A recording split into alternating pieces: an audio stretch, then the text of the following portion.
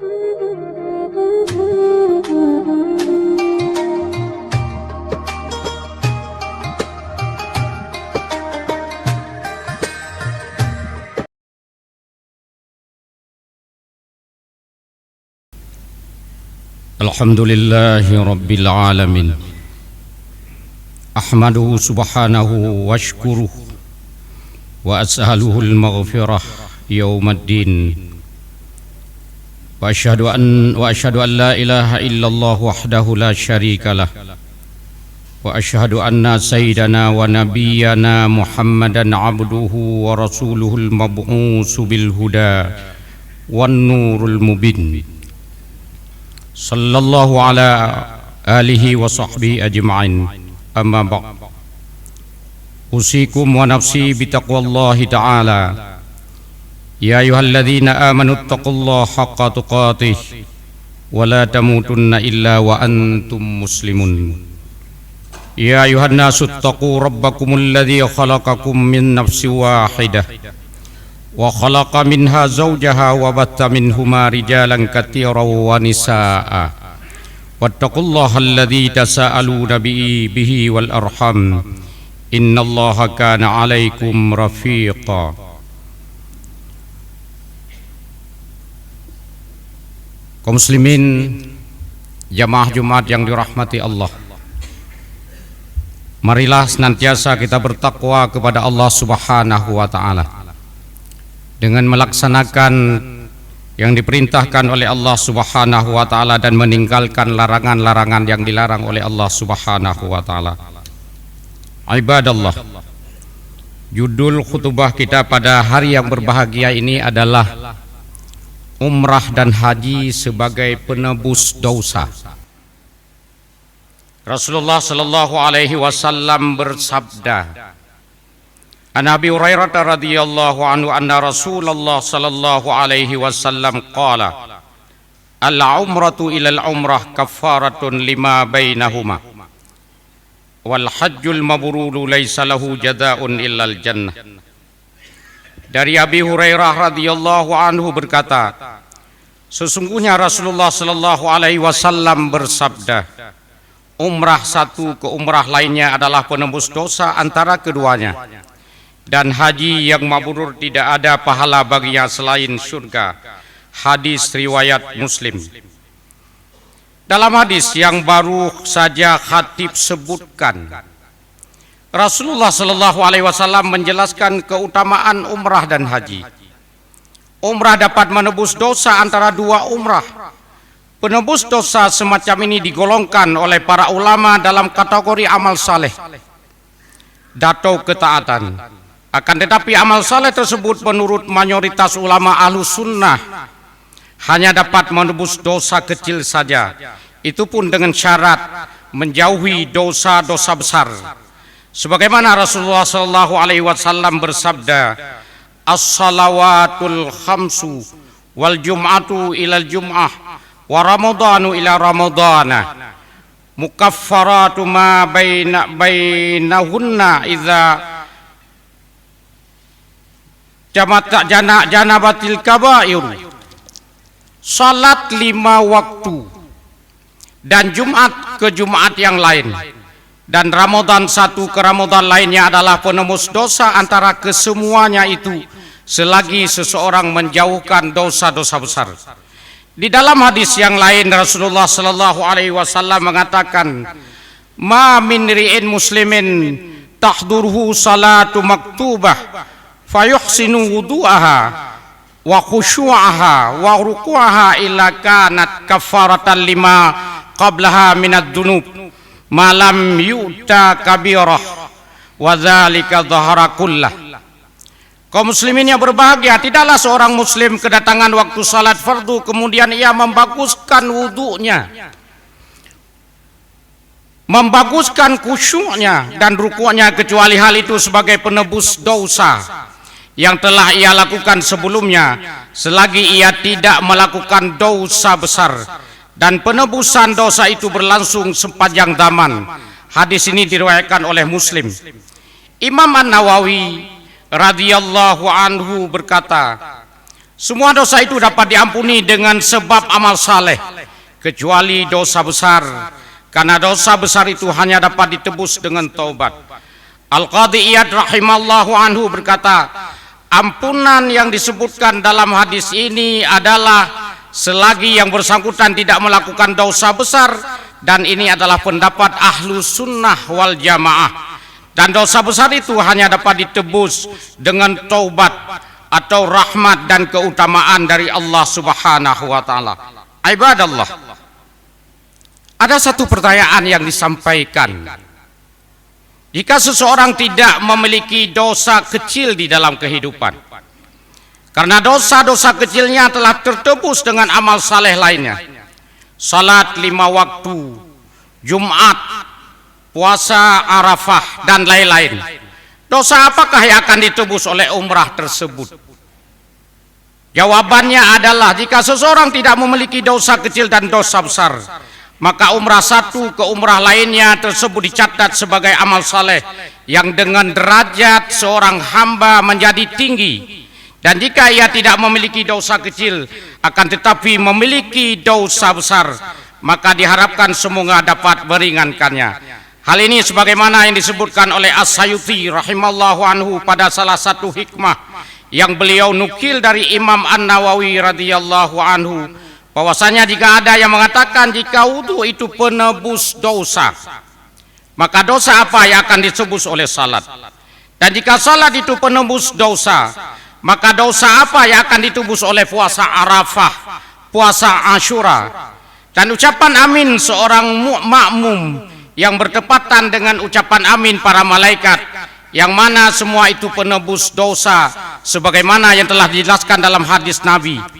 Maka jawabannya adalah sebagaimana jawaban para ulama, yaitu semua amal saleh itu penebus dosa kecil jika dosa itu ada pada diri seorang hamba, dan jika pada dirinya tidak terdapat dosa besar atau kecil, maka semua amal saleh itu ditulis sebagai kebaikan yang dengannya derajat seorang hamba ditinggikan oleh Allah Subhanahu wa taala.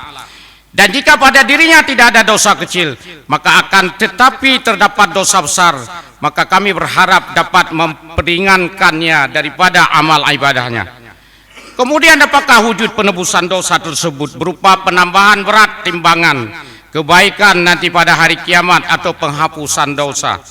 Jawabannya adalah penebusan dosa tersebut berupa penghapusan dosa, sebagaimana yang telah Nabi Shallallahu Alaihi Wasallam sebutkan dalam hadis yang lain, bahwa amal kebaikan itu dapat menghapus dosa seorang hamba.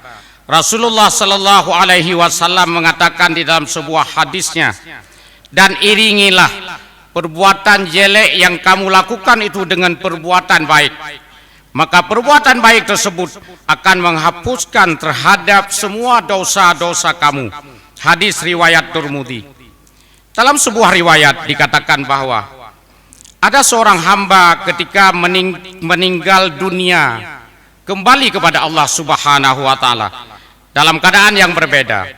Ada orang yang meninggal dunia tidak memiliki dosa sama sekali.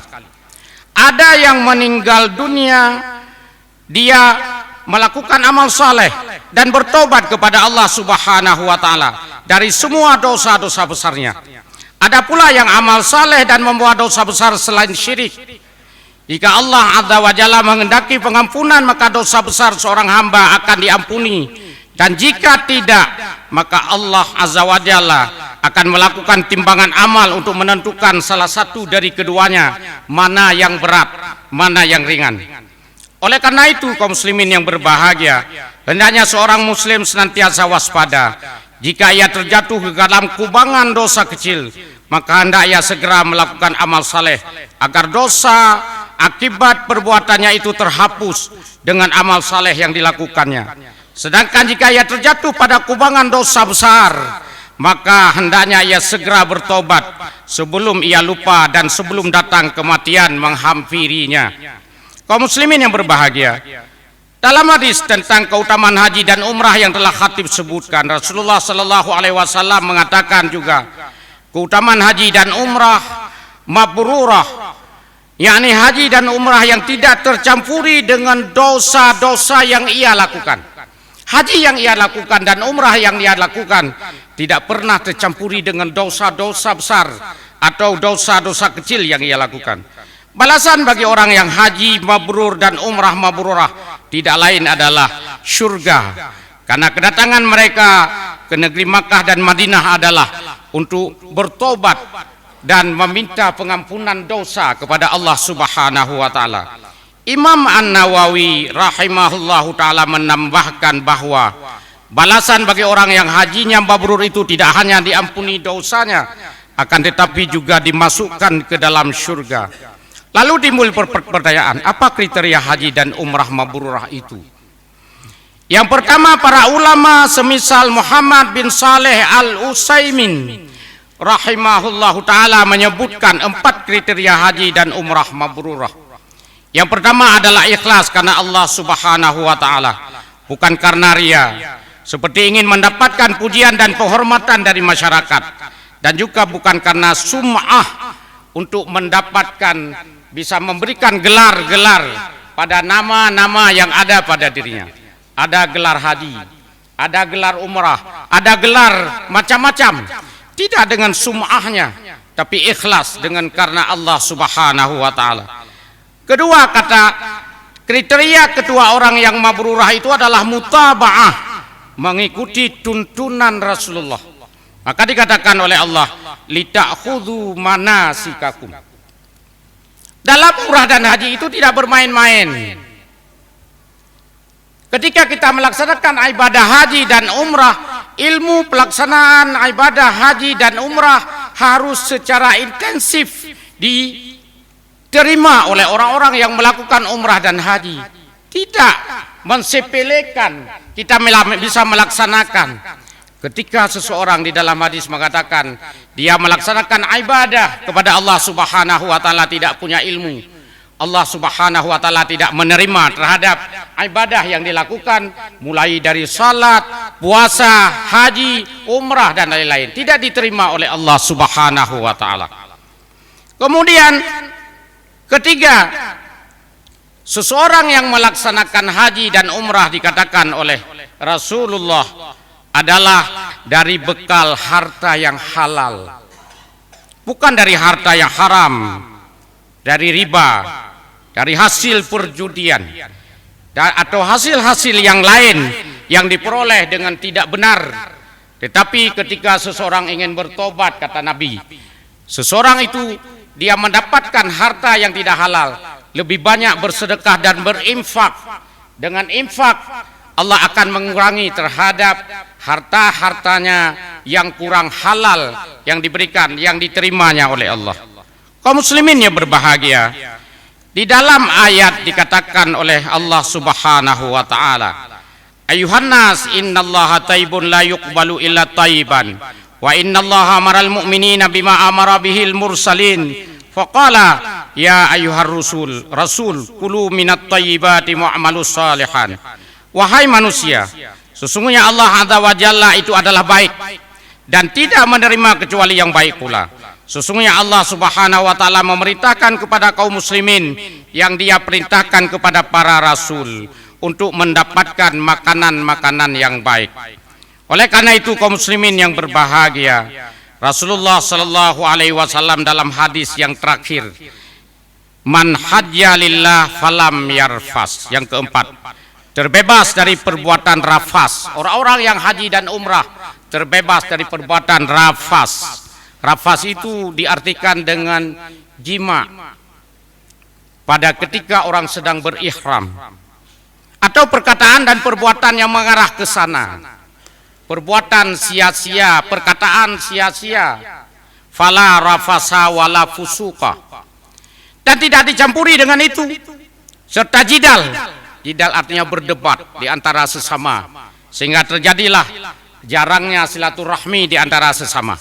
Maka ini berdebat bukan dalam rangka menegakkan kebenaran, tapi mendapatkan sesuatu yang negatif. Maka Nabi mengatakan, man hajja lillah fala rafas walam yafsuk raja'a kayaumi waladatuhu ummu. Orang-orang yang berhaji dan berumrah, man hajja lillah falam yarfas, Siapa saja yang berhaji dengan ikhlas tanpa berbuat keji. Berbuat keji di tanah suci adalah berbuat keji yang di luar daripada ketentuan agama, di luar ketentuan hukum. Seperti yang dikatakan tadi, ada yang kadang-kadang membawa jamaah kemudian menikah dengan tanpa ada wali. Yang terjadi, orang-orang yang terjadi seperti itu, atau melakukan perbuatan-perbuatan yang lain dan kefasikan, melakukan perbuatan yang lain yang menyebabkan lagha dan lain-lain, maka ia kembali tanpa dosa. Kalau terus ikhlas melaksanakannya, kemudian tanpa ada dosa besar, tidak melaksanakan kefasikan, raja'a ka yaumi waladathu ummuh, dia kembali ke negerinya dan kembali kepada Allah dengan tanpa ada dosa kecil dan besar, sebagaimana dia lahir dari umminya, putih bersih tanpa ada noda-noda yang ada padanya. Sehingga Allah Subhanahu wa taala kembali dari haji dan umrah, dia menjadi orang-orang yang diampuni dosanya oleh Allah Subhanahu wa taala. Karena kita berangkat adalah untuk melakukan ibadah kepada Allah Subhanahu wa taala. Demikianlah ibadallah. Demikianlah sebagai khutbah singkat pada hari yang berbahagia ini.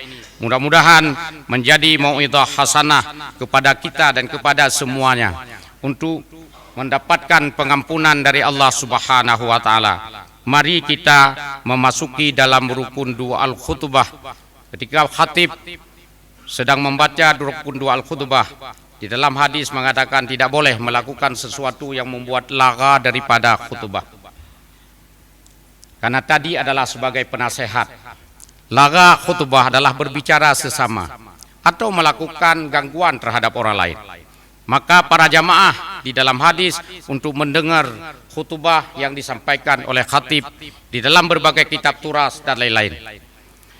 Alhamdulillah, alhamdulillahi rabbil alamin, wassalatu wassalamu ala asyrafil anbiya'i wal mursalin wa ala alihi wa sahbihi ajma'in.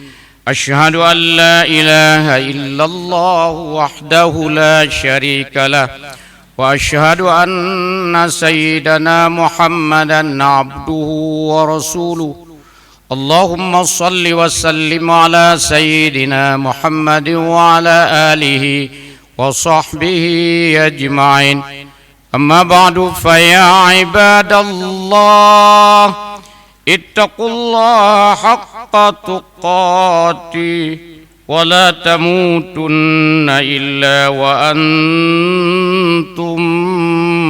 مسلمون. أعوذ بالله من الشيطان الرجيم. بسم الله الرحمن الرحيم.